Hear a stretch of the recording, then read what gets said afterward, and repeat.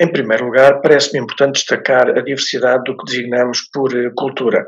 A diversidade de domínios, desde logo com o património, os monumentos e os museus, os arquivos, as bibliotecas, o livro e a imprensa, as artes visuais, as várias artes performativas, o audiovisual e o multimédia.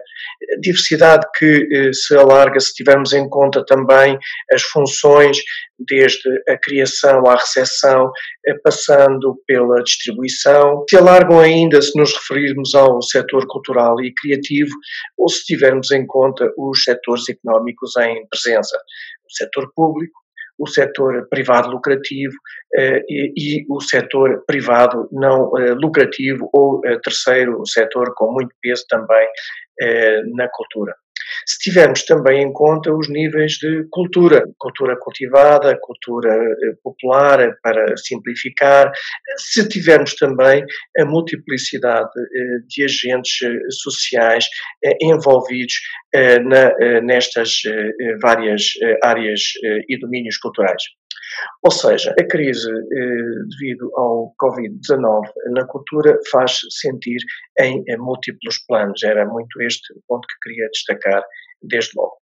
Por outro lado, as posições e notícias veiculadas no espaço mediático, nas redes sociais, nos sites, etc., bem como os estudos de várias instituições e organizações profissionais, nacionais e internacionais, muitas delas de vários domínios em específico, constituem pistas muito importantes para perceber os impactos na cultura e, digamos, a situação atual.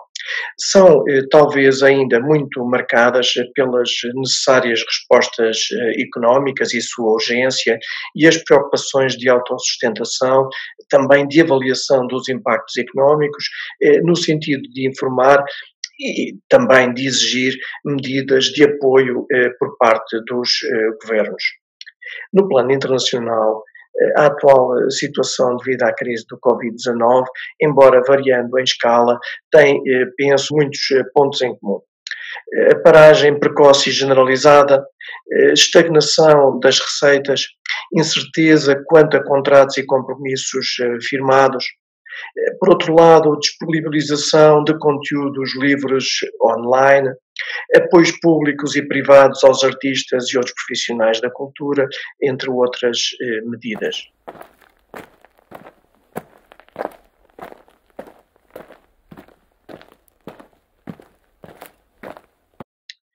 As medidas são, penso, genericamente adequadas, o que não significa suficientes.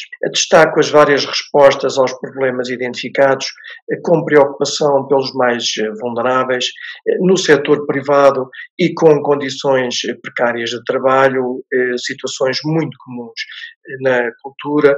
Destaco também esta perspectiva de pensar o imediato sem descurar cenários futuros, procurando que a crise seja tanto quanto possível um parênteses na vida cultural. As questões económicas a que têm sido dadas algumas respostas, salvaguarda dos rendimentos para salvaguardar a capacidade criativa e de produção, minimizando assim impactos imediatos e futuros, a manutenção dos contratos nas instituições culturais públicas e também privadas na sua generalidade, a manutenção dos apoios e dos contratos públicos com entidades artísticas e culturais, com uma incidência ao nível central, mas também ao nível local, e as autarquias locais têm, como sabemos, um peso muito significativo nas atividades culturais, no peso económico das atividades culturais, a procura de mobilização, de agregação de financiamentos privados aos públicos, a regulação das entradas já pagas pelos públicos em espetáculos, nomeadamente, sendo que, como disse, me parecem genericamente adequadas, embora o facto de serem ou não suficientes, tendencialmente elas serão insuficientes, mas esta insuficiência dependerá em grande medida do período mais ou menos longo desta fase, desta atual crise devido ao Covid-19.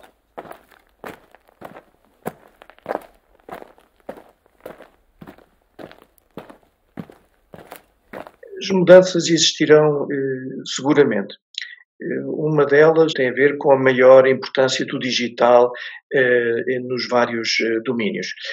Não tanto do ponto de vista da criação, os criadores e produtores têm uma utilização intensiva de novas tecnologias, mas sobretudo na mediação e na recepção e consumo.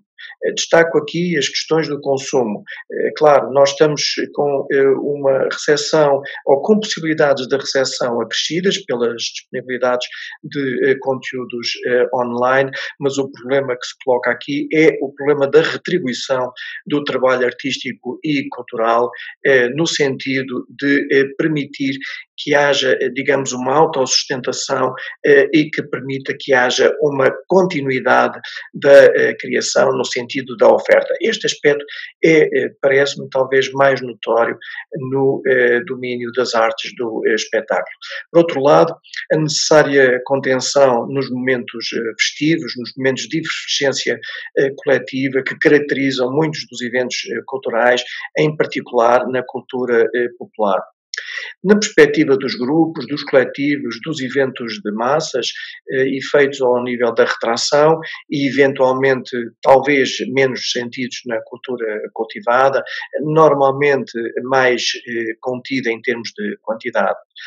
Do ponto de vista dos indivíduos, nos pequenos grupos, nas famílias, a emergência de novas dietas de consumos, também com o recuo das práticas de saída face às domésticas, aliás, já dominantes, se pensarmos desde logo na televisão, mas agora com o acréscimo nos consumos via internet.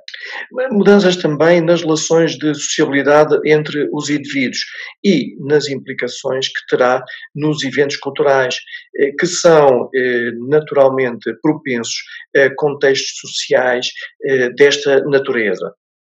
Por outro lado, também mudanças no funcionamento das instituições culturais, sobretudo nas mais procuradas pelo turismo. Genericamente o património, os monumentos e os museus, devido às fortes quebras de receitas e à necessidade de nova adequação a um contexto de menor número de visitantes e de clara dominância nestes dos nacionais.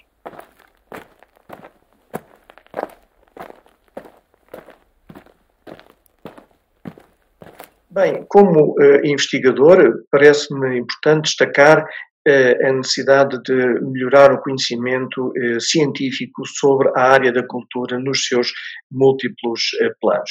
Sabemos relativamente pouco sobre estes vários planos. Por exemplo, sabemos pouco sobre a participação cultural dos portugueses, tanto nas fases de ascenso como nas fases de recuo, devido, nomeadamente, à atual crise, como sabíamos pouco do impacto da crise económica anterior. Não temos um programa, não temos um inquérito às práticas culturais da população. Esse é uma das vertentes. Uma outra vertente é que sabemos também muito pouco sobre o conjunto dos agentes artísticos e culturais, dos criadores aos técnicos, passando pelos intérpretes. Deste ponto de vista, o trabalho independente é paradigmático. Sabemos muito pouco sobre o conjunto destes trabalhadores culturais. Portanto, acompanhando as atuais preocupações de informação por conhecimento científico das medidas de políticas públicas, a chamada atenção para que essa necessidade se faz sentir também na cultura. Por outro lado, e num plano mais geral, penso que as questões do trabalho e da proteção social em particular e muito especialmente nos trabalhadores independentes é uma questão que se coloca agora de uma forma mais intensa. Por outro lado, a importância da manutenção dos apoios à criação, Por outro lado, também a necessidade de dotar os serviços públicos dos necessários recursos para enfrentar os desafios, os novos desafios que se colocam e que se adivinham, e, por outro lado, os incentivos à participação. De um ponto de vista, participação de um ponto de vista da qualificação por essa via da população portuguesa, mas também de uma forma talvez mais direta, nesta altura, neste contexto, à criação de mercados culturais.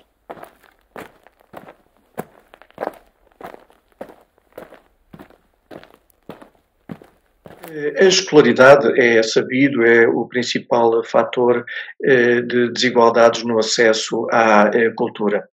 E desse ponto de vista, talvez o aspecto mais importante é que, digamos, a recuperação que se vinha dando nos últimos anos, com níveis de qualificação mais elevados da população portuguesa e, digamos, também associado a maiores níveis de proximidade com a cultura, se mantenha. Digamos que a questão aqui talvez em que medida é que a crise económica associada à crise da pandemia do Covid-19 se refletirá na educação, na frequência do sistema de ensino e também por essa via no acesso à cultura. Por outro lado, talvez num outro sentido, pelo menos no imediato, tem a ver com as competências digitais melhoradas, mais desenvolvidas, mas, sobretudo, por aqueles que tiveram acesso aos conteúdos, por disporem dos equipamentos adequados.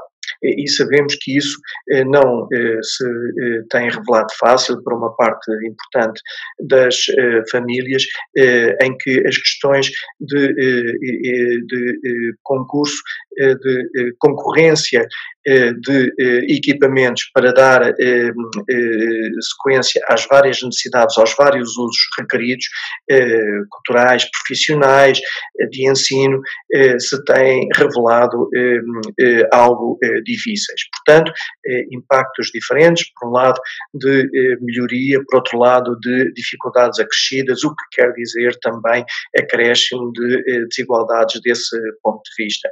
Portanto, desigualdades no acesso aos equipamentos com reflexos a vários níveis.